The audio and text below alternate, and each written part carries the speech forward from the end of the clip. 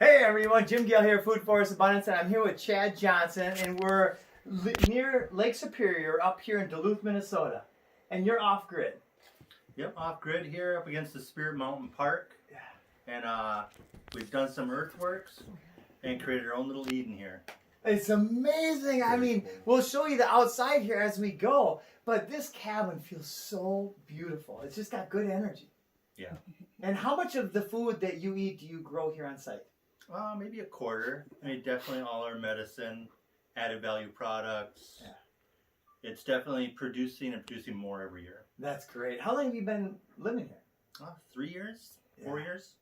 That's beautiful. Wow. And do you do any hunting?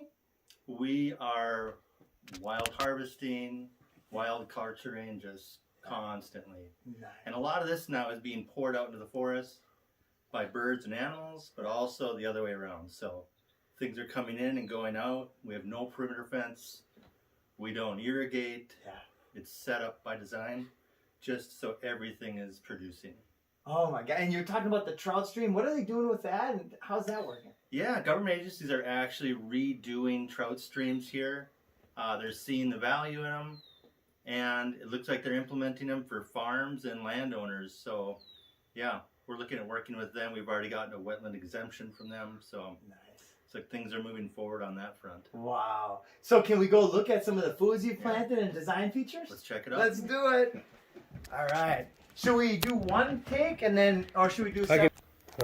All right. So show us around the design features and the different things you've done here. All right. So this was a flat piece of land. And really? This was grass. It was flat grass, reed canary grass, which is considered an invasive, obnoxious, aggressive weed. But we used that to our benefit, and it became the organic core to these beds. So we're harvesting all water and sunlight three-dimensionally and storing water not just in the water features, but into the earth forms like sponges. Yeah, that's awesome. So what's your pattern, and show us some of the features in the ground here. So you laid down all the mulch and you started planting, and tell us a little more details on how that works. Yeah, so you're looking at northern winds, blocking wind. You're looking at prevailing winds. You're also looking at the contours of the original land, so you can see where the lively earth is. What's lively earth? Lively earth is where the earth's blood, the water is. So you're looking at where the water flows. You can look at a map, on your contour map, and you'll see these valleys where water naturally flows, and you're actually just holding the water, holding the life. That's great. Creating swales on contour and sometimes directional. And yeah. And then water features, you'll go more with prevailing winds because that'll bring in more air into your system. But yeah, you can create microclimates, you can create little heat bowls, crater gardens. There's so many ways you can do it. And a lot of this stuff is ancient, and a lot of it's brought up to speed with modern techniques. And these are being shared around the world just lately in history here, so it's pretty exciting. And you worked with Sepp, is that right? Yeah, Sepp Holzer of Austria. Yeah. And so he's a mile up in the Alps where it gets about 30, 35 below. But he actually is master of microclimates. I think he's the only one at 10 out of 10 on the Eco-Wheaton scale. Wow. He's done these in the Sahara Desert, but it's all about holding the water. Yeah. So it's like you're getting back into the sandbox and you're learning from there. You're just kind of scaling it up to Eden size. Yeah. Oh, that's beautiful. So, okay, can we do a little walk around? Okay. Let's go eat. Let's go eat. I love it. And we can. Let's look in here. Okay. So a lot of this is perennial based, but a lot of our ground cover soil builders are also edible. And so right now we're going in here. This will be a future root cellar or just a cool spot to hang out. We've got... Look at this amazing structure. That's so beautiful. So if we're clearing an area, the birds and animals are planting out that hillside, I'd say 100,000 edible fruits, medicines, everything. I mean, the spectrum of it is incredible. And we can go look at that too. But then we'll use anything that we lop off and just use that as structures. We use it for trellises, and you'll see those when we go out there, but, having fun with it, playing with it, and not knowing exactly what you're gonna do, but just like I said, you're back in the sandbox, but you're living in it, you're stacking functions, right? Exactly. I mean, this is just such a beautiful energy in and energy out. Yeah, and you know, we're not doing too much after we've set this up. Right. And talk about some of the different things, the basils, the tomatoes, the different things in here.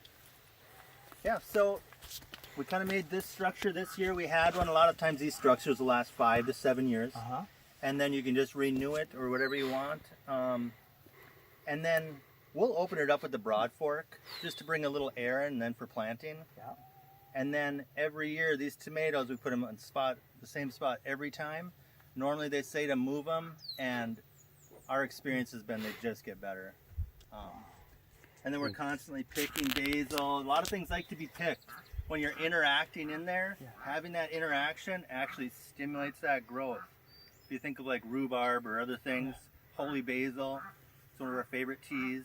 Oh my gosh. So I just had a thought. So if you were part of the divine, part of the source, the God of it all, wouldn't you want to create it so that if you needed something, the more you pick, the more you get? Right? That's what I just heard you say. There is such a thing as a free lunch. And there's also a thing as a system that overproduces, meaning more than 100%. You could think of it as you look out and you see what's been planted out. You could think of it 1,000, 10,000. Where does it stop? Because when you create the habitat, this was just grass. Now there's hundreds of species, animals, predator and prey have moved in. We have deer, bear, wolves running through. It's gorgeous. We have free-range animals, and we may see them on the tour here too. Oh man, this is One so little chicken here. Yeah. Yeah. We can move over to maybe. Yeah. She's a rare chicken I will because she's follow just you. tiny. Oh, sorry. Here we go. Oh, yeah, no problem.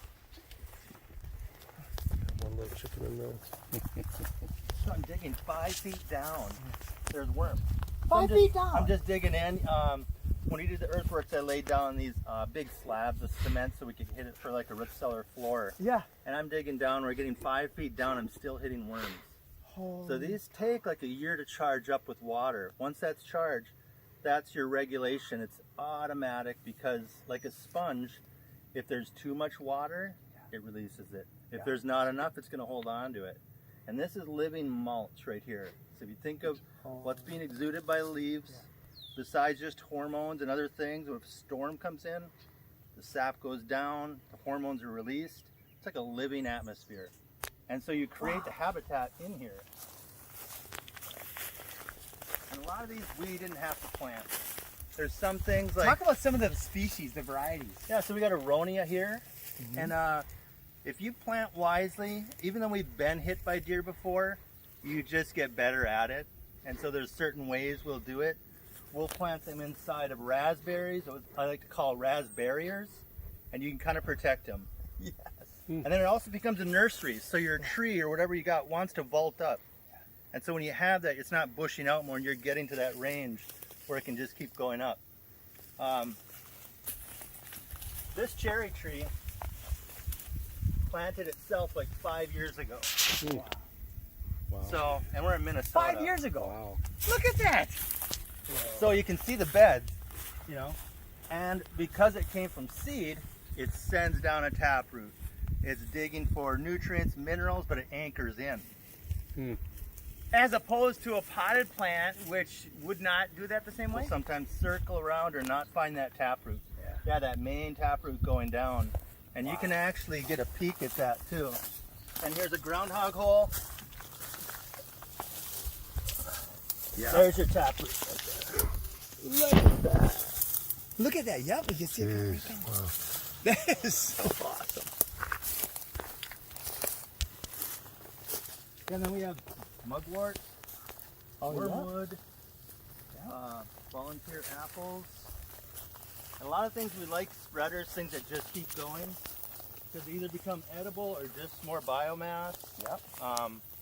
That living mulch, like I was saying. Mugwort is great. You can do bundles of these. Look at this bundle. Yeah. And then when it dries, you can smell the smoke. It's amazing. At the same time, it's insect control.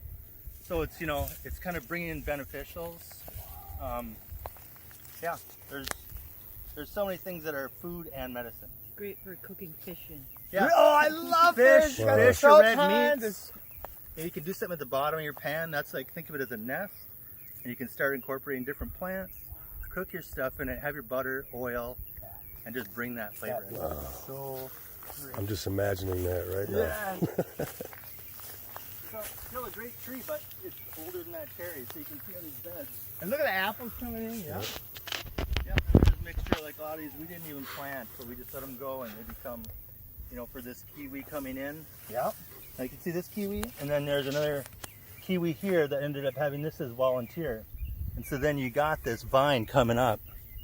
So that nursery. Yep. Yep. And then any trellises, I mean, hops are nice for trellising.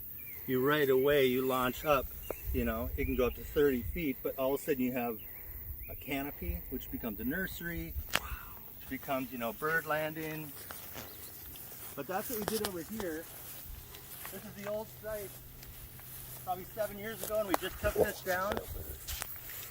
This is hops, and you can see we have all this other living nursery material on both sides. Wow. There's, you know, we could take another, Yep. we probably took out 30 of them, and we still have maybe another 30. But then we're just starting to put other things in, like now we're seeing this little sea berry. You have currants that are helping nursery. And then it also helped these when they were babies. You have cornelian cherry, which is a kind of dogwood. Supposed to be zone 5, but you start to bump up those zones. We're blocking north winds. Wow. It's protected. Plum? This is a firecracker apple. Oh, firecracker apple. Wow. And this is Korean bushberry. Yeah, so these redder ones are pretty much ready. And then just a mixture of rose, hawthorn, Juneberry. Juneberry, Korean berry, rose, all right here. Yeah, same thing. These milkweed are great Oh, they're for pollinators, and medicine, right? medicine, food. You know, you can even incorporate these into like a patty too. Or when they're shoots, they're like asparagus for eating. So, That is so amazing. you know, we didn't have to plant these. So, And look at the, I mean, I have been around Minnesota my whole life. I don't remember seeing anything where all this stuff was in one concentrated area ever. Like, it's so amazing. yeah, you can design it like that on these, especially these slopes. Uh-huh. And then that creates, it starts to make this more dynamic Yep, too. so south. So there's no boundaries here. Even beyond our land, it doesn't stop there. And there's plenty of little fruit trees coming in. Yeah. They're spotted around here. Yeah. There's one. There's your monarch. Now, okay, let's say you just left this bee right now and you put no more inputs in, no more of your own energy. What would happen? It'll probably just keep producing more. Some things might get overcrowded, and we will take things out before they go to seed if we want. You know, we use a scythe and we mostly just do these paths. But you're also, when you cut, your roots are sloughing off. So you can kind of slowly control it and steer it where it's going. Wow. And how much time a day or a month do you think, if you just wanted to maintain this and do that, how long would that take, a week or a month? You know, it's different times. When we're harvesting, we could be out here for 30, 45 minutes picking, you know, berries or fruit. Yeah. And harvesting, because I don't count harvesting in the creation, because you got to harvest somewhere. Most people have to go to work. They get 20, 30, 40, whatever they get per hour, and then they have to use that money to go buy food at the grocery store, which has been picked 2 weeks before it's ripe, and most of the time grown with poisons, right? So now you're talking about harvesting and actually turning that into an asset instead of a liability. Exactly. And the more dense you kind of grow that and your system starts going more, like on these surfaces, they fill in quicker, so you're having to do less. And we'll take some out and just plant it somewhere else if it's something we really want. So it's all about design and thoughtful design. And then we see, folks, this is the dawning of the new age. We are going to be in paradise in the years to come, because this kind of knowledge, thank you, Chad, so much, designing the demonstration for the future of our world that literally is like the idea of the Garden of Eden. And we're in northern Minnesota, my friends. There's no reason not to do this anywhere, right? Exactly. All right, keep going. What else you got? All right, let's go behind you and see what's going on.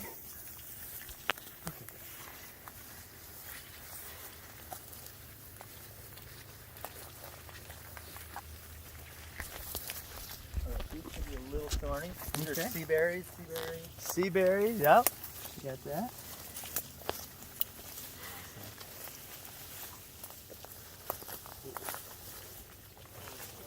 And so this is kind of part of the deer deterrent. Not only the bed, but you're creating a thorny barrier. Oh wow, you got a wall of thorns. So they're not going to go through here. Are these? Look at this. Oh yeah, Are they right? it might be. They can get darker, but yeah, Russian current. That's pretty good. Really Yeah, the dark. blacker the better. That's yep, Russian currant. Oh, I picked one. What they say, the blacker the berry, the sweeter the juice. Yeah. And then like 5 kiwis back here. Look at that. And this is in the shade, you know. Wow. It gets partial sun, but Look at that. there's many different kinds of Arctic and hardy kiwi.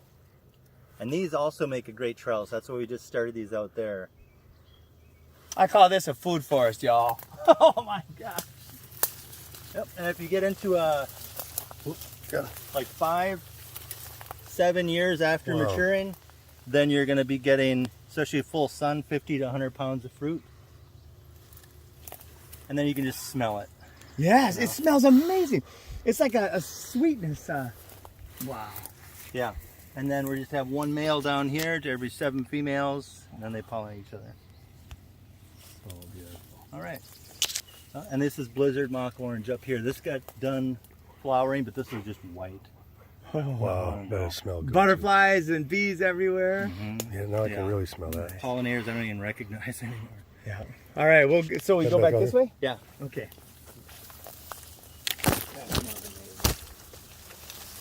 You said pollinators that you don't even recognize. Like, there's so many varieties. Yeah, we had an entomologist out here from the U of M, or UMD. Yeah. And then I think you heard it. Pictures of summer starting to log. We just had a rare bird from Asia What? here. Careful of that. Came to visit? Yeah. No freaking way. How does that? So did that get away? Did that? I mean, obviously. Species are moving along with plants and animals. Wow. Like a lot of this stuff Oh, that is smells moving. amazing too. We said an Egyptian moth, hummingbird-looking moth, coming through just one evening. Everywhere. This is going to be everywhere in the future. Like this kind of stuff, because it just makes sense. You can create it, and it creates value. You know, not just in your life or your health, but your land. And this can be done in town. You can take a backyard plot, sink it down and terrace it down. Just know where your lines are, electric and plumbing. You can build retention walls, and by the time you're in there and it's growing, frogs, insects, everything will move in. If you create it, it will move in, and then pretty soon you don't even know you're in town. You're just surrounded by green, you're surrounded by those sounds. Yeah. The beautiful music of nature, the sights, the smell. It smells so sweet right here. Yeah, it's very healing. You're starting to breathe it in. It's like living atmosphere. Yeah. That's what they say, get some fresh air. Yeah, this is it. This is the freshest air I've ever smelled, maybe. Definitely a lot better than the air in St. Paul. Yeah, that's for sure. Oh my God. Should we go check it out down there? Yes. Yeah. Let's go do it. All right, I'll let you lead the way.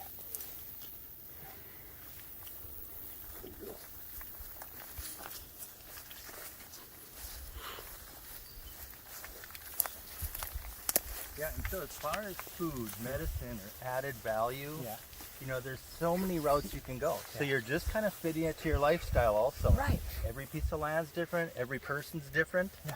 And then you can pick and choose. And pretty soon your palette opens up and you're pulling up tubers. Yeah. And things are planting themselves. So it's pretty much, you know, depending on who you are and what your dream is, you can pretty much look at the advantages of your land, hold the water, plant it out. And the other benefit of doing it in this style is that when you're done doing the earth forms, the earth is soft. So it's not only ready to receive the rain, it's going to receive the seeds. Yeah. So you're planting the rain, at the same time you're planting those seeds, and all the air has been brought into the system, and it ramps up. You're designing your own Garden of Eden, or Garden of Paradise. What took generations and generations now can be done quickly with a lot of the same machinery that came in and dug. Yeah. Can dig our way out in the future. It's like Exactly. forward escape. Yep, Forward Escape is such a, I've never heard that, but I love that. I'm stealing that one. And look at the beauty of it. Yeah, there you go. Yeah, and this is a grape trellis, so this will last Yeah, another 7 years or something. And we can bring in a permanent one or redo it or do something different. So it's pretty much, you know, whatever you're aiming to do. And when do the grapes, when do you harvest this? Yeah, they'll variety? probably be ready closer to early fall, mid-fall. Yep. And we do a lot of wine, but we also bring in the currants, the raspberry. This is a champagne currant up here, but there's probably hundreds of currants that have just, I could say self-seeded, but birds coming in and planting out. Yeah. And they go out into there. So all that just keeps going up. Yeah. And you can look at it as, oh, more to harvest, or it can be your living nursery. We just traded with a friend a bunch of trees for some currants. And yeah, let's go take a look at this currant over here, because you see, these are honeyberries, but you can see everything's filled in. We're doing a little bit of weeding, but you know, once this stuff is up and established, you know, then it's pretty much filled in. Right.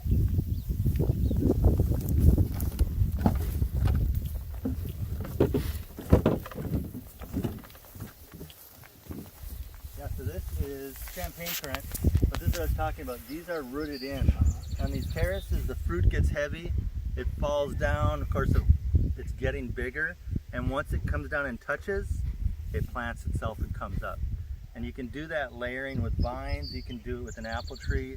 You lay a lower branch down, you put soil over it the next year or year after, you have another fruit tree.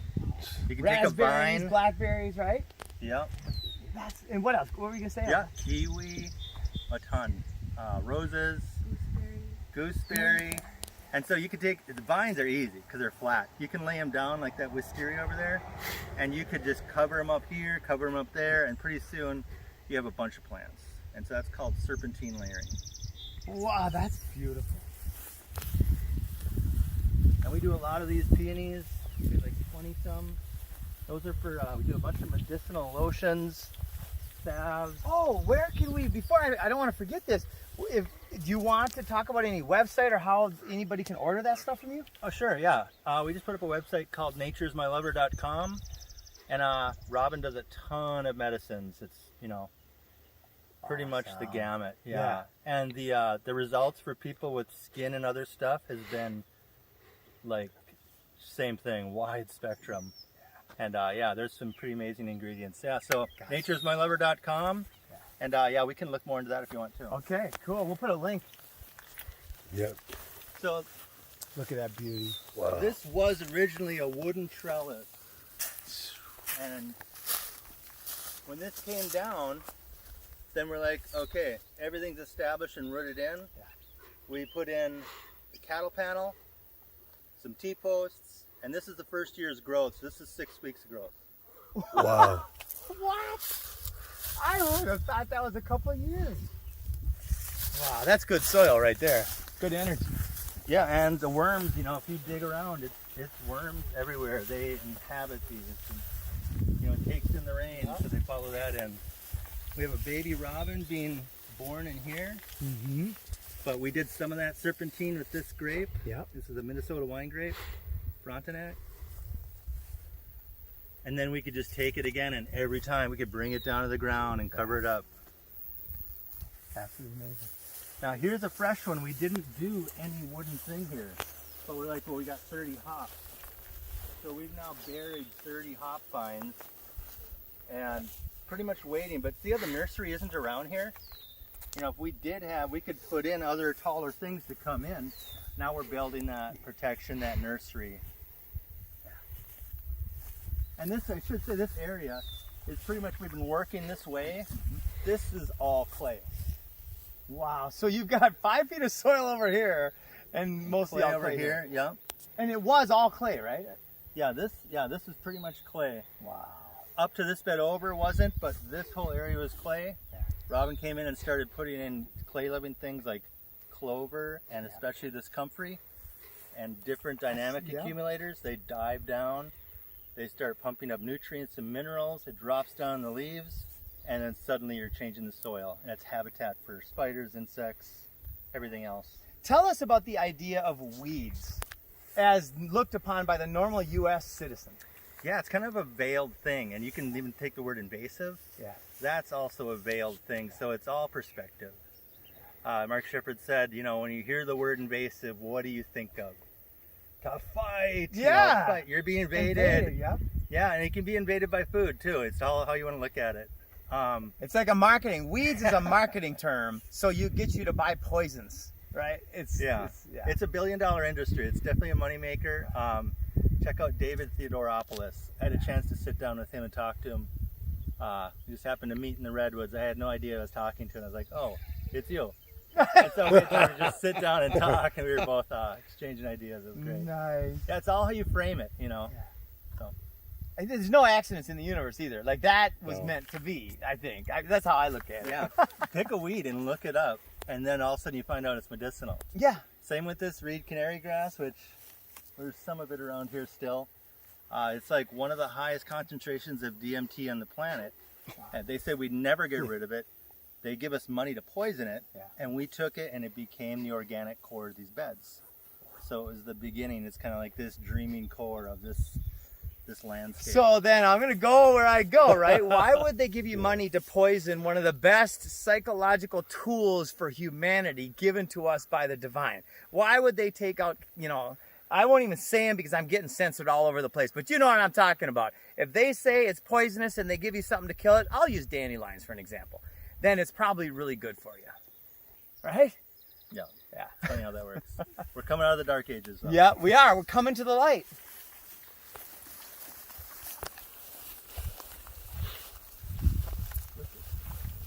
Yeah, so this is just starting to get taken over. There's a bunch of little trees that if we come back here, you'll just see that canopy is raising up.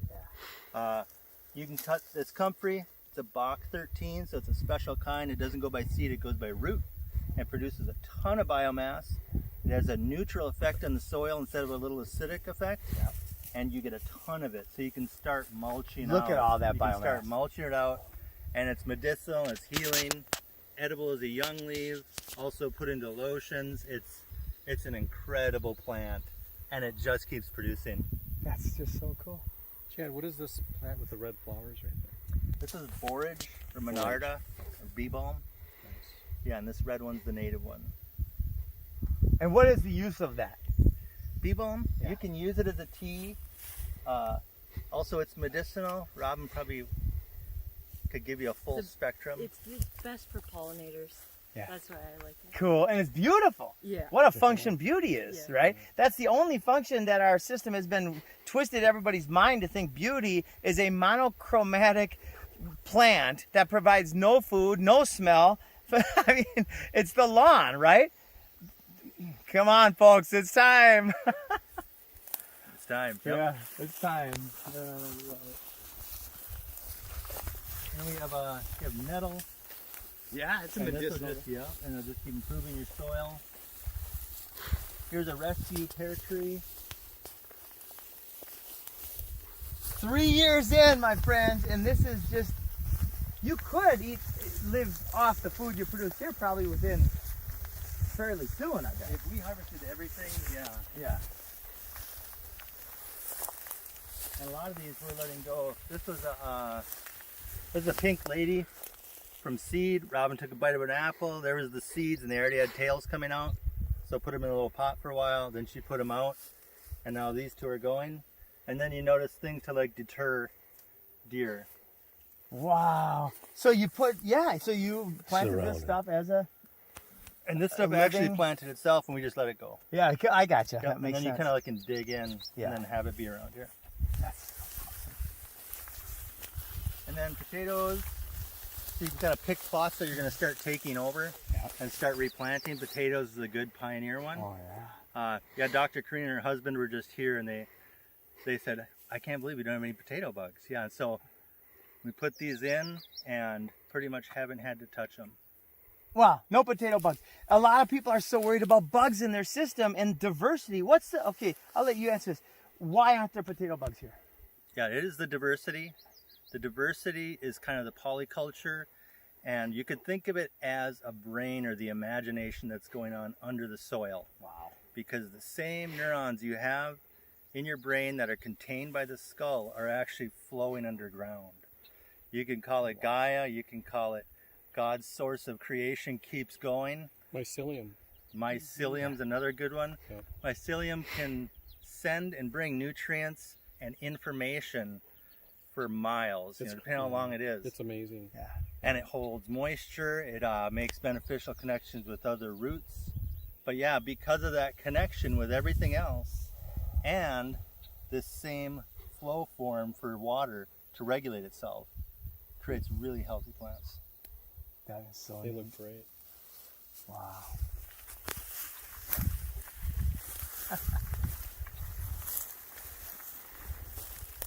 Beautiful field. Yeah, this was clay. And this is what, if you saw those cattails back there, you can start to read the landscape with greener plants. If you're looking at a field of grass, you see a greener stripe or a little flow. That's kind of reading underground. It's part of that contour. Just seeing that, this is definitely a water area. So it's welling up, there's bedrock all over. Like this lady's got a 700-foot well, this one has a 23-foot well. So you can kind of see the dramatic drops in the bedrock, but then it's holding water and those aquifers are coming up. And that's one of those spots. So that's a great place to start a pond because also there's clay. Yep. And there's your clay bottom. Here's the beginning of your waterway. You could lobe out for a turtle sanctuary, come through, and then just like that little pond that's over here, we're looking at a bigger pond coming out to the end of this pasture. And there's more water veins that come through here. So can you see the heads of those grass? Yep. And look at a how sign of beautiful water. that is. Okay. Yeah, and this was all this reed canary grass. And now all these plants are moving out. We imagined planting a conifer forest here just as a little privacy barrier from the neighbors. And so we had 300 white pine and maybe 70 other spruce and conifers. And we brought them over. When we got out here, nature had already started doing that right in the same spot. No. And so we added to what they had already started. But yeah, whether they read our minds or not, it's a good place for them. I do not doubt that our minds can be read by source, by the divine. This is so So yeah, amazing. if you feel that grass, you can see the heads of that grass. Yeah. That water is coming right out from that rock pile. And so it comes down, it may have split from over there into these two areas that we see. And the rocks being, down deep, just generations of Finnish farm kids piling these rocks forever. And we use some of it to create our system. That creates a dark, cold place. And water likes to be dark, cold, and moving. Wow. Yep. Yeah. The dark, it keeps it, from growing. Yeah, or just shade. Shade helps it too. So, and then you have a better quality of water, and your food is going to taste like the quality of your water, and your system will reflect that too. And we put in like 50 hickory, 50 hazelnut. Wow. What else did we put out here? Hazelnut, hickory, Yeah, nut, hackberry, horse chestnut, seaberry, some Yeah. seaberry. a ton of trees out here, Holy and cow. 300 white pines. And 300 white pines. So a windbreak and a buffer, privacy, Exactly. everything. Yep. And we harvest a lot of pine pollen. That's a great one for men. But we can look at like the hops for women, or that archangelica that you see around, and we can look at that too. It's amazing how almost everything is medicine, And so for kidneys, the goldenrod, I'm looking forward to goldenrod coming out. And then there's that. You can make tea. Right. We mix it with either mate or something else. Right now we have mate and holy basil, just cold brewing right now. Yeah. So yeah, Oh my God. that's delicious. So there's yerba mate, but you're talking about a different plant because I don't know Yerba mate. mate. Oh, it is Yeah, yerba mate. it is yerba mate, You could yeah. grow that here. No, we mix yeah, I it. We gotcha. get it. We mix it in with ours. Gotcha. That makes sense. Okay. Yep. Beautiful.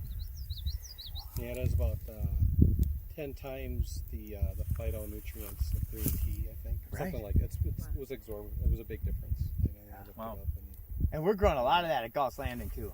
Oh, really? A lot of yerba mate. Oh, nice. it's really good. I mixed it. Oh. I can't wait to have you down there and Yeah. show you and how and get your ideas and your thoughts. It'd be a pleasure if I could get you down. It would be cool to, create one of these water feature systems with terraces, and people feel like they've gone down back thousands of Aztec, years, Mayan, just everything growing, and then they're just like, oh wait, Yeah. this. Well, especially Gulch, because you're 30 minutes from the airport, Yep. but when you're there, Yep. it's like you're in the middle of nowhere. Yep. Yeah. You know, it's like you're completely, there's no city around. Right. There's one house on this private Yeah. 430 Oh, cool. acre lake. One lake, Besides and those yeah. things. Yeah, and if there's a lake there, you know, even just a river, and you're finding different bends, Yeah. and oh, there's a water vein that just didn't come up. Yeah, you can find these things. Even these ancient remnants of cultures, whether it's the pyramids around the world or different structures, these are just the bones of ancient societies. Mhm. And if we can see their living systems, you know, if we can imagine them, they're possible, you know. It's all built on water and then just wise design. Man, I am so thankful that we met and that you showed us your amazing homestead here. And we want to share your knowledge with as many people as possible. That'd be great. I love what you do. Awesome. All right. Thanks, everybody. Check us out. Chad Johnson, again, your website. naturesmylover.com.